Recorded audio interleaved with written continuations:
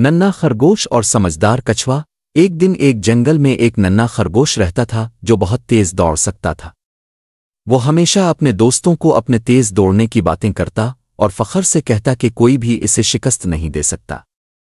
جنگل کے جانور اس کی باتیں سنتے اور خاموش رہتے۔ ایک دن کچھوا جو بہت سست چلتا تھا خرگوش کی باتیں سن کر مسکرایا اور بولا، خرگوش کیا تم میرے ساتھ دوڑ میں مقابلہ کرو گے؟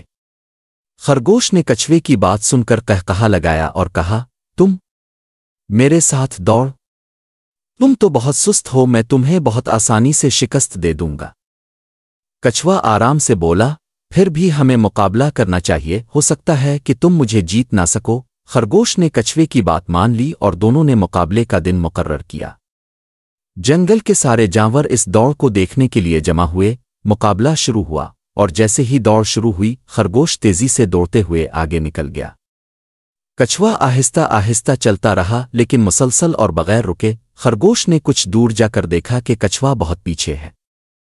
اس نے سوچا، کچھوا تو بہت پیچھے ہے، میں آرام کر سکتا ہوں۔ یہ خرگوش ایک درخت کے نیچے لیٹ گیا اور سونے لگا۔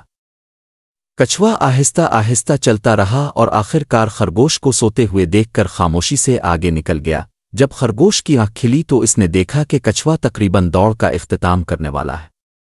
خرگوش فوراً تیزی سے دوڑنے لگا لیکن کچھوا پہلے ہی ختم اختتام تک پہنچ چکا تھا۔ سب جانور حیران تھے کہ کچھوا جیت گیا اور خرگوش بہت شرمندہ ہوا۔